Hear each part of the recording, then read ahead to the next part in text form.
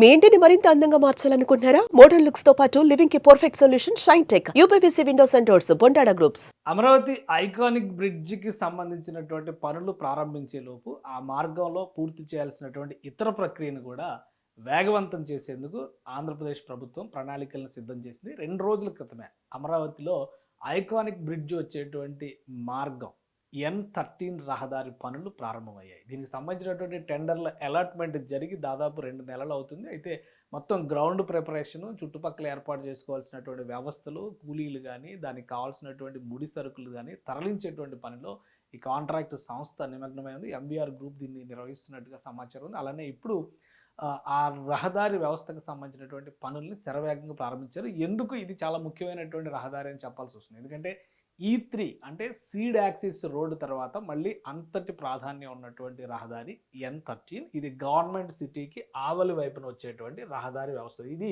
Amaravati master plan. Amaravati master ప్లాన్‌లో ఈ road, ఆ రోడ్డు అంటే ఈ రోడ్డు, ఎన్ రోడ్డు ఈ 2 రోడ్లు ఏంటి? ఈస్ట్ వైపు నుంచి వచ్చే రోడ్లు, నార్త్ వైపు నుంచి వచ్చే రోడ్లు. ఈ రోడ్లకి సంబంధించినటువంటి ప్రణాళికలే మనం ఈ జంక్షన్స్ కింద చెప్తూ ఉన్నారు. ఇక్కడ చూస్తే కనుక N13 రహదారికి సంబంధించినటువంటి మార్గం ఇక్కడ కనిపిస్తుంది. ఇదే N13కి సంబంధించినటువంటి రహదారి వ్యవస్థ. ఇలా మనం ఓపెన్ చేసి చూస్తే కనుక ఈ వైట్ లైన్ ఏదైతే కనిపిస్తుందో ఇది ఐకానిక్ బ్రిడ్జికి సంబంధించినటువంటి స్వరూపం.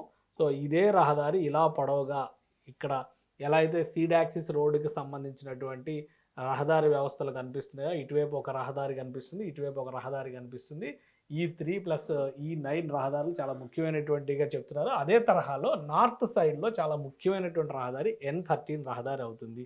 దీనికి సంబంధించినటువంటి పనుల్ని ప్రారంభించారు ఇటీవలే. ఒకసారి చూద్దాం ఈ మార్గాన్ని మనం చూస్తే ఇది ముఖ్యమైనటువంటి రహదారి అవుతుందని ఎందుకు చెప్పాల్సి వస్తుందంటే ఇక్కడ చూస్తే కనుక శాఖమూరుకి సంబంధించినటువంటి సరస్సు పక్క నుంచి వెళ్ళేటువంటి రహదారి ఇది. ఈ N13 రహదారి దీనికి కనెక్ట్ అయ్యేటువంటి మార్గం ఇక్కడ ఔటర్ రింగ్ రోడ్డుకి వెళ్ళేటువంటి మార్గం ఉంది. అలానే అనంతపురం అమరావతి ఎక్స్ప్రెస్ వే కూడా ఇక్కడే కనెక్ట్ అయ్యేటువంటి అవకాశం ఉంటుంది. సో ఈ ప్రాంతాన్ని మనం ఒకసారి ఇలా జూమ్ చేసి కనుక చూస్తే ఈ ప్రాంతంలో ఎలాంటి అవకాశాలు ఉన్నాయి, ఎందుకు ఇది ప్రాధాన్యం ఉన్నటువంటి రహదారి అవుతుందంటే 60 మీటర్లు అంటే దాదాపుగా 200 అడుగుల రహదారి వ్యవస్థ రాబోతుంది అక్కడ. 6 లేన్ రహదారి ప్లస్ సబ్ ఆర్టీరియల్ రోడ్స్ అంటే సర్వీస్ రోడ్స్ అంటాం కదా, సర్వీస్ రోడ్స్ తరహాలో కూడా అక్కడ ఏర్పాటు సైకిల్ ట్రాక్తో సహా ఇక్కడ ఏర్పాట్లు జరుగుతాయి. ఇక్కడ శాఖమూరుకి సంబంధించినటువంటి కాలువ ఇక్కడ శాఖమూరు దగ్గర కొండవీటి వాగు కాలువకి సంబంధించి దీనిపై నుంచి బ్రిడ్జ్ ఇట్లా పైకి వెళ్తుంది. ఇట్లా చిన్న చిన్న డైమండ్ సెంటర్స్ లాంటివి ఇక్కడ ఎమర్జ్ అవుతాయి. ఇవన్నీ దాటుకుని వచ్చిన తర్వాత ఇక్కడ భారీ డైమండ్ సెంటర్ అంటారు దీన్ని. ఇది డైమండ్ సెంటర్ అంటారు. ఈ డైమండ్ సెంటర్ దగ్గర నుంచి మరొక రహదారి ఇటు నుంచి వచ్చినటువంటి రహదారి ఇటు కనెక్ట్ అవుతుంది. అలానే ఇది ఇటు కనెక్ట్ అవుతుంది. తుళ్ళూరుకి ఆనుకుని వచ్చేటువంటి మార్గం అవుతుంది. సో ఇది ఇటు సైడ్ ఉన్నదంతా కూడా గవర్నమెంట్ సిటీ అవుతుంది. ఇదంతా రెసిడెన్షియల్ అండ్ కమర్షియల్ ఏరియాస్ కూడా ఉంటాయి. ఈ రెడ్ మార్కులు కనిపిస్తున్నాయని కూడా గవర్నమెంట్కి సంబంధించినటువంటి బ్లాక్స్. సో ఇక్కడ భారీ నిర్మాణాలు చేస్తున్నటువంటి assembly, secretariat, high court, HOD towers ఇవన్నీ కూడా నిర్మాణాలు జరుగుతుంది ఈ ప్రాంతంలోనే. ఈ మార్కింగ్ కొండమరాజు పాలెం అంటారు దీన్ని. కొండమరాజు పాలెంలో ఇదంతా జరుగుతుంది. సో ఈ N13 రహదారికి సంబంధించినటువంటి ఇక్కడ రాయపూడి దగ్గర ఇది కనెక్ట్ అవుతుంది. రాయపూడి దగ్గర నుంచి మూలపాడికి ఐకానిక్ బ్రిడ్జ్. ఇది 2వ ఐకానిక్ బ్రిడ్జ్ కింద ఫస్ట్ డిజైన్ చేశారు మాస్టర్ ప్లాన్లో. కానీ పవిత్ర సంగమం దగ్గర iconic bridge, first iconic bridge అది నిర్మాణం జరగలేదు. గత 5 ఏళ్లలో జరిగినటువంటి జాప్యం ఫలితంగా పూర్తిగా ఆగిపోయింది. సో ఆ పక్కనే వెస్ట్ బైపాస్ రోడ్ రెడీ అయింది కాబట్టి ఇమీడియట్గా అక్కడికంటే కూడా మూలపాడుని, రాయపూడిని కనెక్ట్ చేసేటువంటి ఈ ఐకానిక్ బ్రిడ్జిని పనులు ప్రారంభించాలని చెప్పని డిసైడ్ అయ్యి దీనికి 2-3 రోజుల్లో టెండర్లు పిలిచేటువంటి అవకాశం ఉంది. 5 మొత్తం దీని సైజు చూస్తే కనుక 5.22 మీటర్ల కిలోమీటర్ల సైజులో ఈ ఐకానిక్ బ్రిడ్జ్ రాబోతుంది. అందుకని అటు నార్త్ నుంచి వచ్చేటువంటి రహదారి, నార్త్కు వెళ్ళేటువంటి రహదారి, సౌత్ నుంచి నార్త్కు వెళ్ళేటువంటి రహదారి మరీ ముఖ్యమైన రహదారి. సీడ్ యాక్సిస్ రోడ్డుని మనం ఆల్రెడీ చూసాం. సీడ్ యాక్సిస్ రోడ్డు కూడా 8 వరుసల రహదారిగా నిర్మాణం జరిగింది. ఇది కూడా దాదాపు అదే స్థాయిలో కనిపించేటువంటి రహదారి కాబట్టి దీనికి చాలా ప్రాధాన్యం ఉందని చెప్పని ప్రణాళిక ప్రకారం చూస్తే కూడా అధికారులు స్పష్టంగా చెప్తున్నారు.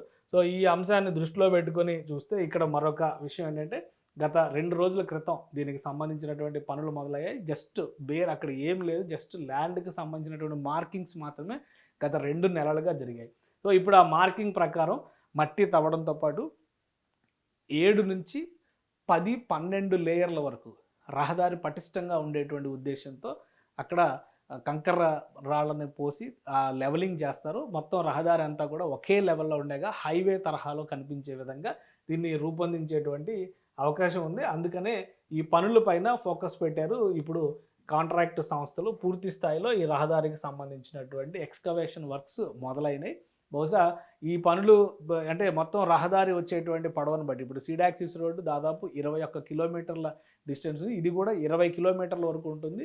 బ్రిడ్జ్తో కలుపుకొని చూస్తే కనుక 30 కిలోమీటర్ల వరకు వెళ్ళేటువంటి అవకాశం ఉంటుంది. మొత్తం దానికి అప్రోచ్ రోడ్లు ఇవన్నీ కలుపుకొని చూస్తే, అందుకనే ఇది చాలా టాప్ ప్రయారిటీ ఉన్నటువంటి పని కింద రాష్ట్ర ప్రభుత్వం భావిస్తుంది. దీనికి సంబంధించినటువంటి టెండర్లన్నీ కూడా క్లియర్ అయిపోయినాయి కాబట్టి ఐకానిక్ బ్రిడ్జ్ వర్క్స్ మొదలయ్యేలోపు ఈ రోడ్డుకు సంబంధించినటువంటి ప్రణాళిక, రోడ్డుకు సంబంధించినటువంటి రూటింగ్ మొత్తం కూడా కంప్లీట్ చేయాలని చెప్పని భావిస్తున్నారు. అందుకనే కాంట్రాక్ట్ సంస్థ 2 రోజుల క్రితమే ఈ పనులు ప్రారంభించింది.